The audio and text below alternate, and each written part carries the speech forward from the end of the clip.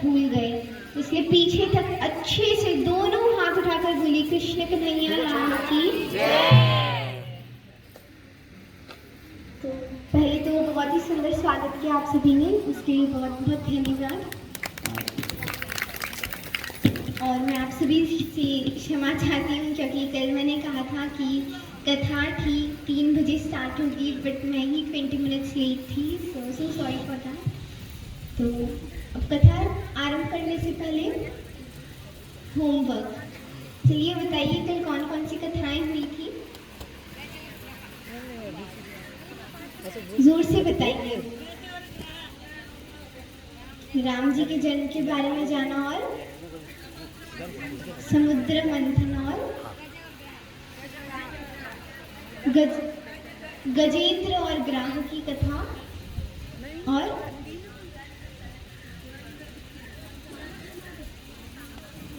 गजेंद्र और ग्राह के पूर्व जन्म की कथा। और कौन कौन सी कथाएं जानी थी?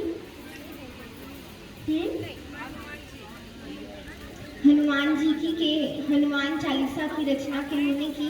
तो बताइए हनुमान चालीसा की रचना किन्होंने की थी? कहाँ पर की थी? जेल के अंदर, वामन अवतार। और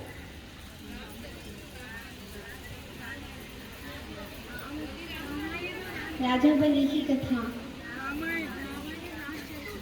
रामायण, एकदम सही। रामायण और रामचरितमानस में क्या अंतर है वो भी हमने देखा। और कौन कौन सी कथाएं हुई थी?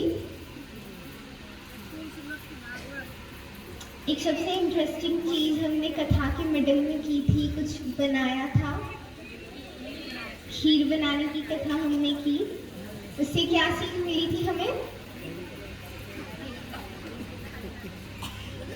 हम सभी को ये तो याद है कि अंदर क्या क्या डाला था, पर यही याद नहीं कि सीख क्या मिली। उससे ये सीख मिली थी कि अहंकार का, कि आपने खीर बनाई है और उसमें अगर अहंकार रूपी नींबू की एक बूंद भी डाल दी तो वो पूरी खीर फट जाएगी।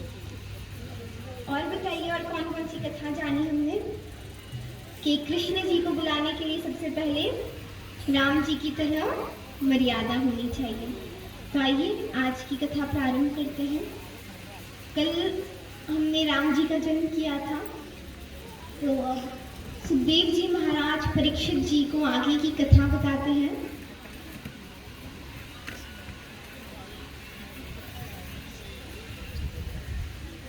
तो सुखदेव जी महाराज परीक्षित जी को आगे क्या क्या रामायण में और प्रसंग हुए उसे बताते हैं। तो हालांकि ये भागवत कथा है, तो मैं संक्षिप्त में पूरी रामायण का सार आपको बताऊंगी। तो अब हमने कल कहाँ तक जाना था? राम जी के जन्म तक। राम जी का जन्म होता है। अब देखिए महाराज, जब राम जी का जन्म होता है तो शंकर जी, अगर वे राम जी के रूप में आए, कन्हैया के रूप में आए, तो वे हमेशा शंकर जी आते हैं और भगवान के दर्शन करते हैं। तो अब शंकर जी सोच रहे हैं कि मैं और कौन सी नई तकनीक लगाऊं ताकि मैं राम के दर्शन कर सकूं। तो वे कैलाश पर्वत से आते हैं। कैलाश पर्वत से आते हैं तो बीच में उन्हें काकभूषण जी मिलते हैं। वे कहते हैं कि प्रभु मैं भी आपके साथ चलूं, मुझे भी भगवान के दर्शन करने हैं। मैं चाहूंगी कि आप सभी का ध्यान यहाँ पर हो, सभी माताएं, सभी आंटी, आप सभी का ध्यान यहाँ पर रखें। तो काकभूषण जी और महाराज शंकर भी नीचे आते हैं। अब वे सोच रहे हैं कि राम जी से कैसे मिले। तो भगवान शंकर गुरु बने और काकभूषण जी उनके चेले बने। तो वे सरयू नदी के किनारे बैठे और काकभूषण जी जोर जोर से चिल्लाकर कह रहे हैं कि हमारे जो गुरु हैं उन्होंने ज्योतिष की विद्या प्राप्त की है और ये आपका हाथ बताकर पूरा जीवन बता सकते और इनका एक भी कथन असत्य नहीं है। अब जब राम जी को पता चला कि शंकर जी आए तो राम जी क्या करने लगे? जोर जोर से रोने लगे। अब माता कौशल्या और दशरथ जी सोच रहे हैं कि क्या हुआ, अभी तो ये 2 दिन के हुए हैं और इतना रो रहे हैं। वैद्य को बुलाया, बड़े बड़े ज्योतिषियों को बुलाया, परंतु कोई हल उन्हें नहीं मिला।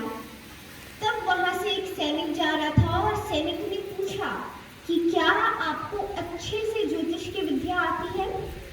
तो कहते हैं कि भाई हमारे शंकर जी ने, हमारे जो गुरु जी हैं, उन्होंने तो पीएचडी कर रखी है इस विषय पर, तो वो तो एकदम अच्छे से बता देंगे। शंकर महाराज जाते हैं और वे अपने दर्शन देते हैं और जैसे ही राम जी शंकर जी को देखते हैं वो अपना रोना बंद कर देते हैं। अब देखिए यहाँ पर राम जी की ज़्यादा बाल लीलाएं नहीं है, क्योंकि राम जी जब वे बालक थे तो एकदम मर्यादा में रहते थे, पर कन्हैया जी एकदम विपरीत है, तो इसलिए राम जी की बाल लीलाएं कम है और कन्हैया की बाल लीलाएं तो बहुत है। अब राम जी आगे जाते हैं, गुरुकुल में पढ़ने गए, गुरुकुल से आए तो विश्वामित्र जी के साथ गए। विश्वामित्र जी के साथ गए तो अब उनके पास जब विवाह की पत्रिका आई कि पहले तो उनके पास इनविटेशन कार्ड आया कि आइए, जो भी धनुष को प्रत्यंचा चढ़ाएगा उसका विवाह सीता माँ के साथ होगा। तो राम जी जाते हैं, राम जी धनुष को प्रत्यंचा चढ़ाते हैं, राम जी और माता सीता का उस समय विवाह होता है। अब देखिए महाराज कि जब विवाह होता है तो हर एक माता अपनी पुत्री को कोई ना कोई सीख देती है। तो यहाँ पे सुनैना जी भी सीख दे रही है। सुनैना जी कहती हैं कि सबसे बड़ी सीख तो यही है, सास ससुर पद पंकज पूजा या सम नारी धर्म नहीं पूजा, यानी आप अपने सास ससुर की पूजा करना, वहाँ पे अपने मायके का बढ़ावा मत करना कि हमारे मायके में तो एसी थी, आपके यहाँ पंखे हैं, हमारे मायके में ये था, आपके यहाँ ये है। अब देखिए अगर हम कलयुग में आए तो यहाँ पे माताएं बिल्कुल विपरीत हैं। यहाँ पे माताएं क्या कहती हैं कि बेटा अगर ससुराल में तुम्हें कोई एक शब्द भी कह दे, हमें फोन कर दे, हम ऐसे हमारी पुलिस की गाड़ी लेकर आएंगे, और उनकी तो खैर नहीं। यानी अपनी पुत्रियों को वे शिक्षा तो कुछ नहीं देते और उनकी पुत्रियां, मतलब जैसे एक छोटा सा इंसिडेंट आता है कि एक बार एक सास थी, वो अपनी बहू से बहुत परेशान हो गई कि उनकी बहू घर का कोई काम ही नहीं करती। आई गेस आपके यहाँ पे इतनी सारी सास बैठी तो आप भी इस स्टोरी से रिलेट कर पाएंगे। तो सभी सास नहीं, क्योंकि सभी बहू ऐसी नहीं होती, कई कई बहुत अच्छी भी होती हैं। अब देखिए अब बहू कह रही कि अब इन्होंने ठीक कहा, तो वो सास परेशान हो गई कि मेरी जो बहू है वो तो कोई काम करती ही नहीं। अब सास ने अपने पुत्र को कहा कि पुत्र बहू तो कोई काम करती ही नहीं। तो उन्होंने एक तरकीब निकाली, उन्होंने सोचा कि हम क्या करेंगे, कल सुबह हम दोनों झगड़ा करेंगे कि झाड़ू मैं करूँगा, झाड़ू मैं करूँगी। और बहू जब ये देखेगी तो उससे जरा शर्म आ जाएगी। क्या शर्म आएगी कि भाई ये झगड़ा कर रहे हैं, इससे अच्छा मैं ही कर दूँ। सुबह हुई, सब प्लान के हिसाब से चल रहा है। अब बेटा झाड़ू करता है, तब माँ कहती है बेटा तुम ऑफिस जाओ, मैं झाड़ू करती हूँ। बेटा कहते हैं माँ आपकी घुटनों में दर्द है, मैं झाड़ू करता हूँ। अब ऐसा झगड़ा होता रहा, तब आई बहू। बहू कहती है इतनी सी बात पे झगड़ा कर रहे हो। वो कहती है सासू माँ एक दिन आप झाड़ू कर लेना और एक दिन आप झाड़ू कर लेना। तो कहते हैं कि आजकल की सारी बहुएं नहीं, और कुछ बहुएं ऐसी होती हैं कि एक बार एक सास ने पूछा कि बहू तुम्हें क्या क्या बनाना आता है। तो वो बोलती है, पूछा कि किचन में तुम्हें क्या क्या आता है। तो कहा किचन में मुझे ज़्यादा कुछ नहीं आता, बस चक्कर और उल्टियाँ आते हैं। अब सास ने कई प्रश्न किए और बहू ने एकदम उल्टे उत्तर दिए। सास ने पूछा कि इसके अलावा भी तुम्हें कुछ और आता है। कहती स्विगी जोमेटो से ऑर्डर देना भी आता है, ऑनलाइन शॉपिंग करनी आती है। अब सास गुस्से में कहे कि कोई काम की चीज आती है तुम्हें, वो कहे कि मेरे को एक काम की चीज आती है। सास को लगा भाई इतनी कमियां पर एटलीस्ट एक तो काम आता है। पूछा क्या आता है, तो कहा कि मेरे फोन के अंदर एक ऐसी एप्लीकेशन है जिसके अंदर आप बूढ़े हो पर वो आपको जवान कर देगा। सास ने अपना माथा पकड़ लिया कि भाई ये क्या हुआ। तो यहाँ पे सुखदेव जी कहते हैं, बहुत ही सुंदर बात करते हैं कि आप सब भी चाहते हैं कि आपकी पुत्रियां भी सीता माँ जैसी हो, चाहते हैं या नहीं? तो सुखदेव जी महाराज कहते हैं कि अगर आप चाहते हैं कि आपकी पुत्री माँ सीता जैसी हो तो पहले माँ सुनैना बनकर उन्हें वैसी शिक्षा दीजिए।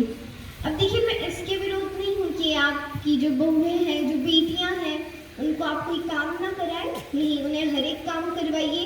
जो भी फील्ड में उन्हें जाना है उस फील्ड में जाने दीजिए। बस एक हल्का फुल्का जो ज्ञान होता है रोटी बनाने का, ये छोटी छोटी चीज़ें होती हैं, तो ये चीज़ें आप अपनी पुत्रियों को ज़रूर सिखाएं। तो इस तरह ये सिखाती हैं और फिर कहते हैं कि हुई उर्मिला लखन की नारी, शुद्ध की रुतीर सुदन हो प्यारी, हुई